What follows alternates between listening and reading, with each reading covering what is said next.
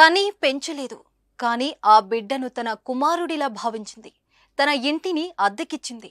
చెడు మార్గంలో ప్రయాణిస్తుంటే మందలించింది. చక్కగా ఉండాలని తల్లి బాధ్యతలు చెప్పింది. కొన్నిసార్లు హెచ్చరించింది కూడా. అదే ఆ వృద్ధిరాలి చేసిన పాపం. మంచి మాటలు చెప్పి విసిగిస్తుందనే కారణంతో ఆమెను ఓ ఇంజనీరింగ్ విద్యార్థి హత్య చేశాడు.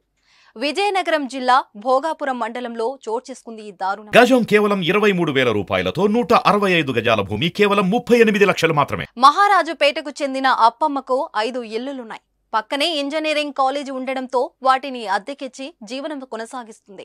విజయనగరం మండలం గుంకలం గ్రామానికి చెందిన ఇజ్జవరపు కూర్మారావు అనే బీటెక్ విద్యార్థి ఆమె ఇంటిలో అద్దెకుండేవాడు. అతడు కొన్ని నెలలుగా చెడు వ్యసనాలకు బానిసయ్యాడు. దీంతో అప్పమ్మ కాస్త చొరవ తీసుకుని కూర్మారావు మందలించేది. మంచి మార్గంలో నడవాలని హితబోధ చేసేది. కన్నతల్లి కాకపోయినా ఆ బిడ్డ చక్కగా ఉండాలని అనుకుంది. కానీ కూర్మారావు అప్పమ్మపై పగ పెంచుకున్నాడు.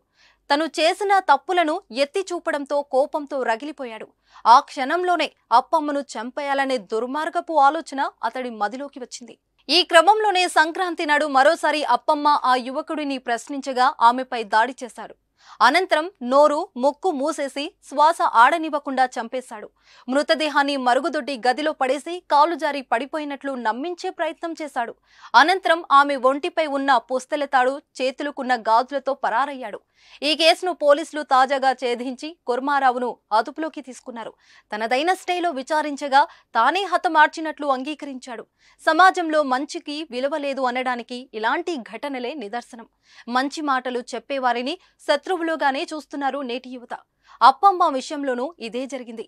చెడు వ్యసనాలకు బానిసయ్యావు, వాటన్నిటినీ వదిలేసి బాగా చదువుకోవాలని సూచించడంతో ఆమె ప్రాణాలు కోల్పోయిన ఘటన విషాదాన్ని నింపింది.